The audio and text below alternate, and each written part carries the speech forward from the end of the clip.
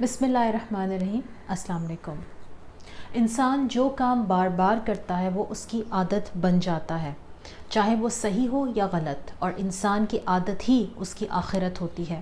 انسان اپنی عادت کو اس لیے بھی نہیں چھوڑ پاتا کیونکہ اس کی عادت میں اس کا کمفرٹ زون ڈیولپ ہو جاتا ہے اور مائنڈ کو اس میں خوش رہنے کی عادت ہو جاتی ہے. اور کسی بھی نئے کام کو کرتے وقت چونکہ مائنڈ کو الرٹ رہنا پڑتا ہے تو اس کی وجہ سے مائنڈ اس میں کوفت اور بیزاری محسوس کرتا ہے.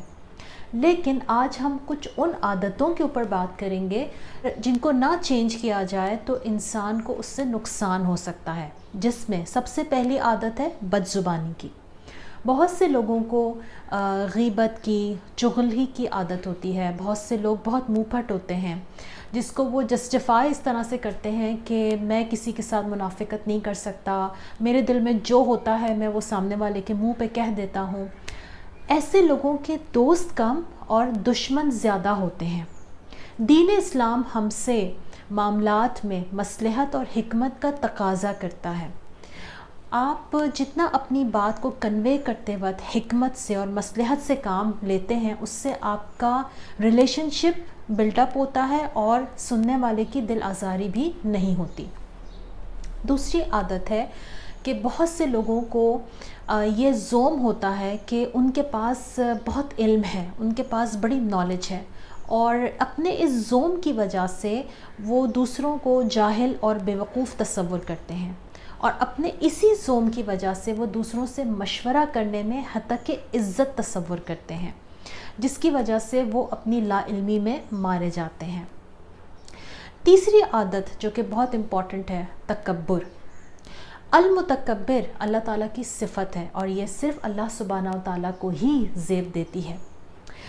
جس انسان میں بھی تکبر موجود ہوتا ہے، چاہے وہ جس پیشے سے بھی وابستہ ہو، وہ اس پیشے کی فیض اور برکات سے محروم رہتا ہے. تو اپنے اندر ہم سب کو چیک کرنا ہے کہ کہیں ہمارے اندر یہ تکبر کی صفت پیدا تو نہیں ہو رہی. کیونکہ یہ ہمیں آخرت میں بھی ڈبو سکتی ہے. چوتھی چیز ہے تجسس. بہت سے لوگوں کو تجسس کرنے کی بڑی بری عادت ہوتی ہے. کس کی شادی ہو رہی ہے، کس کی طلاق ہو گئی ہے، کون کتنا کما رہا ہے، کہاں سے کما رہا ہے، اور اپنی اس عادت کی وجہ سے وہ بہت سے ایسے معاملات میں دخل اندازی کرتے ہیں جس سے ان کا دور دور تک کوئی واسطہ نہیں ہوتا. تجسس کی عادت کو اللہ سبحانہ و تعالیٰ کی اس خوبصورت کائنات میں غور و فکر کرنے میں استعمال کریں. اس کا آپ کو فائدہ یہ ہوگا کہ اس سے نہ صرف آپ کی نالج گین ہوگی بلکہ آپ کے دل میں اللہ کی عظمت بھی بیٹھے گی، آپ اس کی عظمت کو پہچان سکیں گے. پانچویں بات، کچھ لوگوں کو خبط کی حد تک بولنے کا شوق ہوتا ہے. وہ بنا مانگے اپنی رائے دینا شروع کر دیتے ہیں.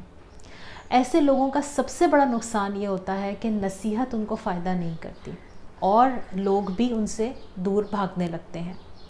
اب فیصلہ آپ نے کرنا ہے کہ آپ نے اپنی عادات کو کس طرح سے تبدیل کرنا ہے، اور اس کے لیے سب سے پہلا کام آپ یہ کر سکتے ہیں کہ اپنے اوپر کوئی پینلٹی لگا سکتے ہیں جو کہ آپ کے لیے تکلیف دہ ہو، یا اپنی اس عادت کے ساتھ کسی تکلیف کو جوڑ سکتے ہیں.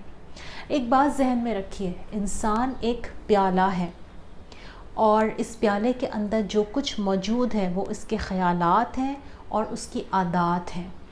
جتنا آپ اپنے ان عادات اور خیالات کا خیال رکھیں گے، آپ کے اندر سے خوشبو پھوٹے گی، اور اس خوشبو کی وجہ سے آپ اپنے ریلیشن شپ بلٹ اپ کر سکیں گے، اور آپ جہاں جائیں گے اپنی اس خوشبو سے اس ماحول کو معطر کر دیں گے. Thank you so much.